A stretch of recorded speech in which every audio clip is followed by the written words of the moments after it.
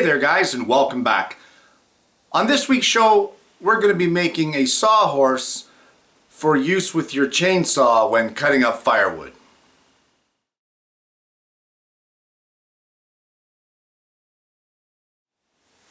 Well, it's not exactly fine woodworking by any means, but what it is a safe way to hold logs while you're cutting them up or bucking them for firewood.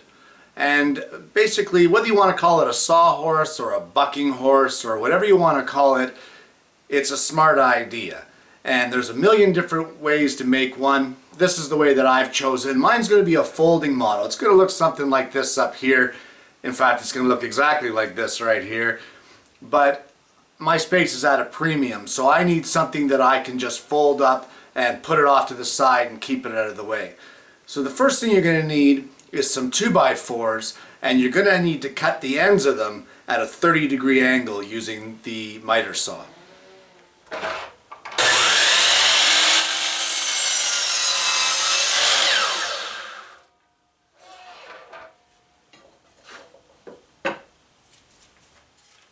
You've got all the ends of your 2x4 cut at 30 degrees.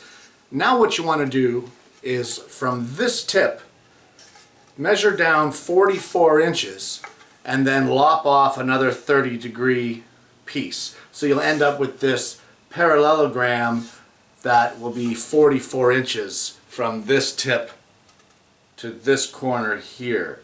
So you're actually going to need 6 of those. So I'm going to go ahead and cut those and then we'll come back to you.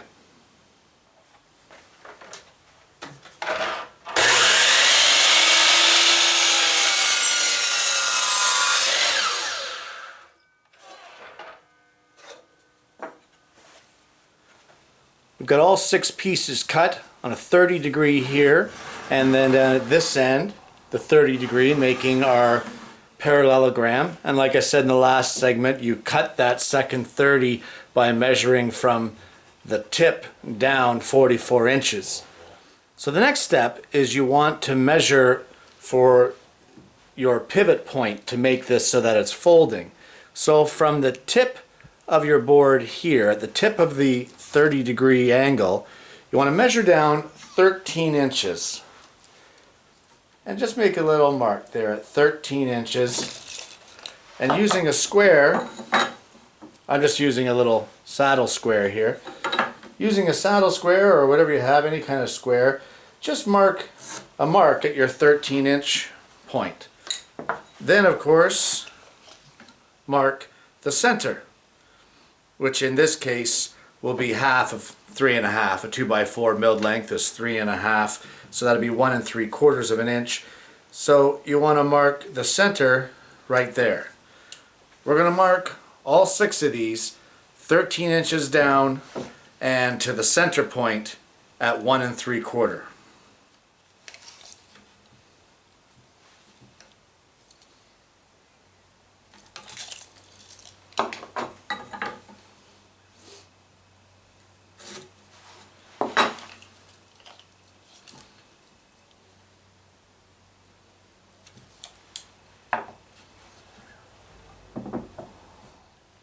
We've got all 6 pieces marked, 13 inches down from the tip and 1 3/4 into the center. And at this point, on one end of every piece, we're going to drill a 5/16 inch hole.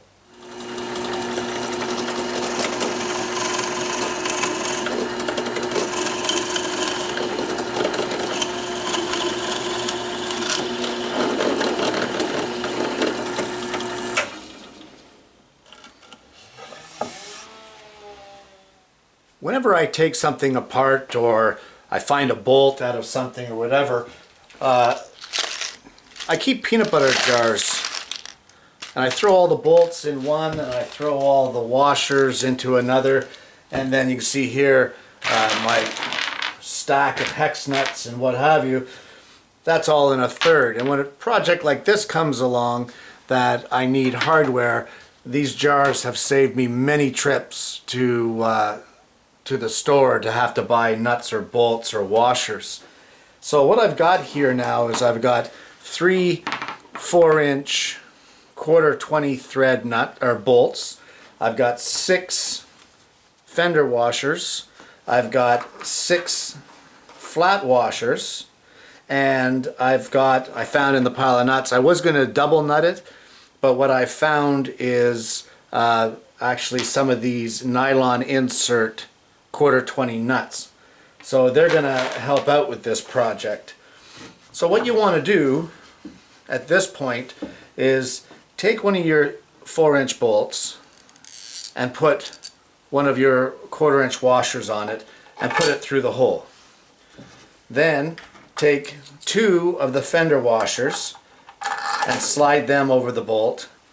Now you want to take your 2x4, a second one, and you want to pay attention to the way that this angle goes. You see that this one is going this way.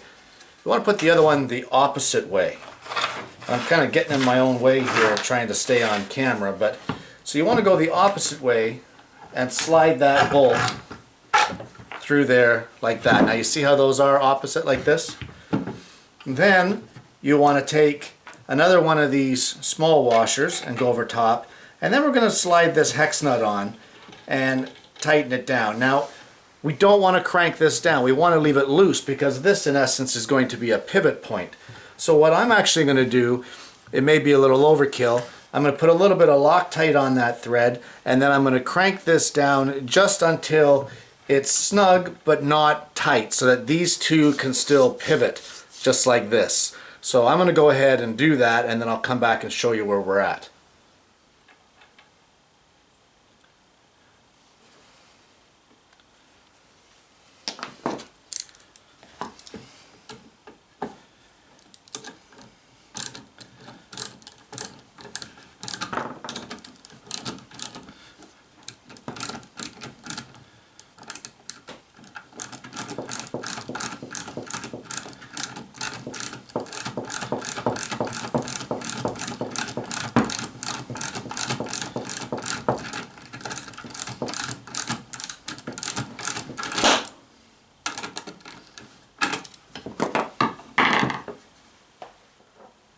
Well, you can see what we've got here now. We've got our bolt through and our nut, and this pivots quite well.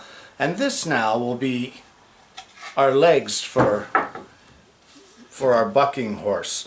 So we're going to do this to all 3 sets. This is one done. For my liking, I'm actually going to shear off this bolt that's sticking out, and I'm going to peen the end of it.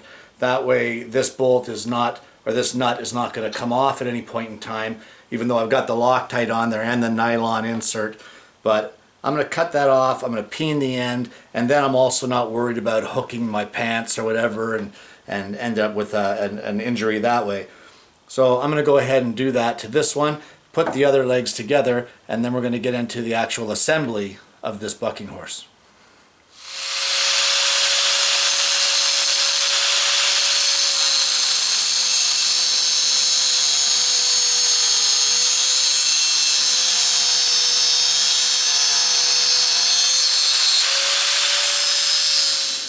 We've got our 3 leg assemblies done, the bolts are cut off, the ends are filed and peened so that they're safe.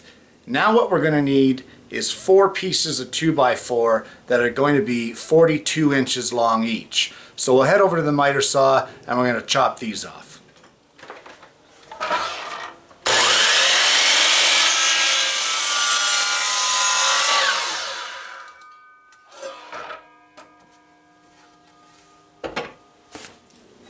You now want to lay it out in this kind of a configuration, but you want to be sure that all of your legs are lined up in the same configuration. In other words, you can see here this angle is going down this way, this one this way. You know, they're all exactly the same and the same in their orientation.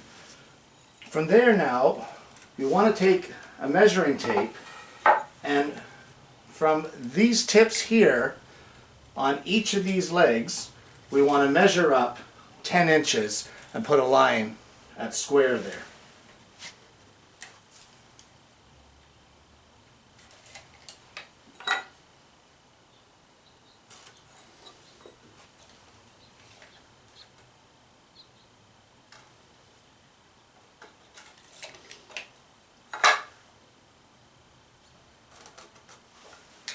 Once we get those 3 marked, we're going to flip these legs over and mark these ones on the other side. That'll be this leg here, but we're going to mark it on the other side.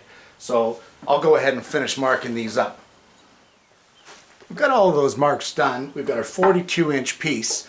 And now what we're going to do is we're going to line up this edge of our 2x4 with that line at 10 inches. Check it with a framing square to make sure that we're square there. And then we're going to drive 2 3-inch screws down through here. And this is actually the fun part, and it's fun because I get to use my impact driver.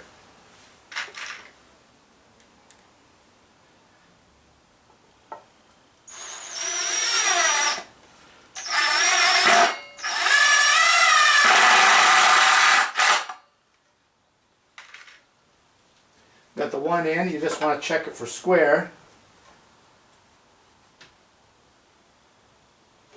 And I just want to point out that when driving all of the screws on this side, you want to drive them in the right board of the leg, or this board here. Make sure it's all the same board.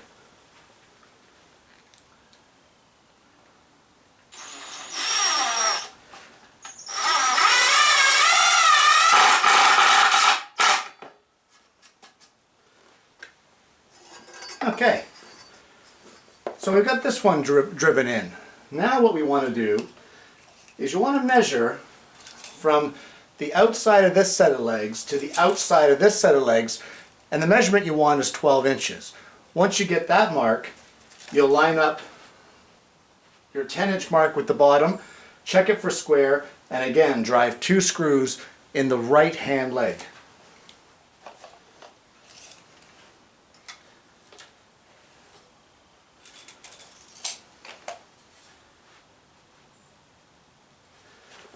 I'd also like to point out here, guys, that your bolts for your hinge are actually up there at the top. So this is the bottom of our bucking horse. So we'll just check it for square. And the marks are lined up. We'll double check our 12 inches. And drive 2 screws in the right hand leg.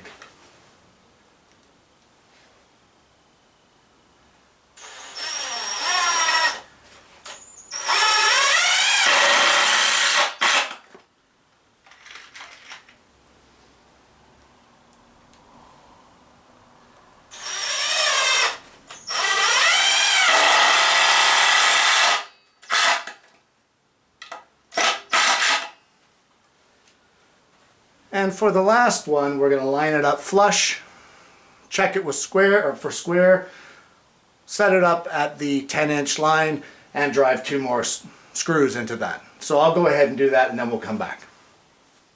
Okay, with that being done, we're now going to flip the whole assembly over, repeat the process on the other side, and again, remember, only screw into the frame on the right. So wherever you're screwed into on this side, you want to be screwing into the opposite on the other side. So we'll flip that over and we'll go ahead and screw that down.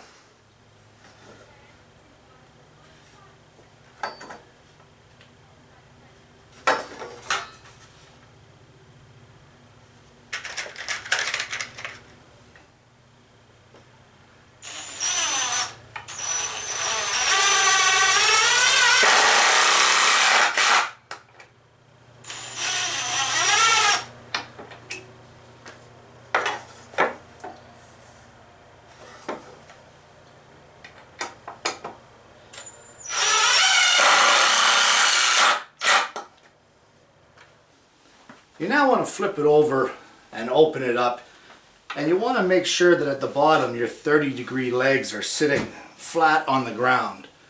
And once they're sitting flat, what you want to do is you want to take another 42-inch piece, place it right up in there, butt it up tight to this one protruding section here, clamp it in place, and screw it in, and then repeat it on the other side. The other way to check to see if it's open all the way, of course, is you could just lay one of your 2x4s across this top and then check for any gaps.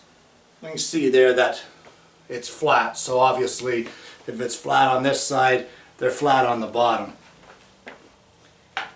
So then, like I said, put your 42-inch 2x4 in place, clamp it just to help you hold it, and once you get it clamped, drive in your 6 screws.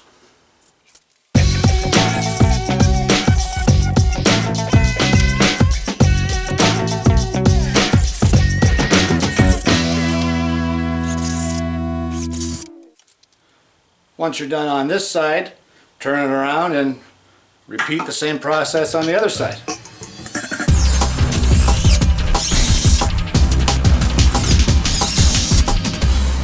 One of the last things I'd like to see on this particular bucking horse is a couple of eye hooks.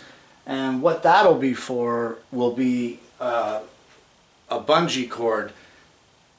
And I'll be placing this here and then on the other side. And the premise of this bucking horse is in this section here, the longer section, this will support the longer logs.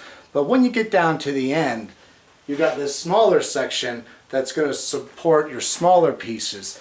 And I like to have a couple of hooks down there just so I can bungee off that last section just to give that much more. Holding it with your hands is not an option. That's the whole purpose of this thing, is to hold it. And there you have it. A bucking horse. Not fine woodworking, not rocket science, but definitely a useful tool to use when cutting up your firewood. Makes it so you don't have to hold it with your hands. And you can see up here, it holds it quite well, and it again folds up and I can store it away in behind a shed or whatever. So, not fine woodworking, but hopefully some of you will find this useful. Guys, thanks for watching, and I'm going to see you again next week with yet another woodworking video.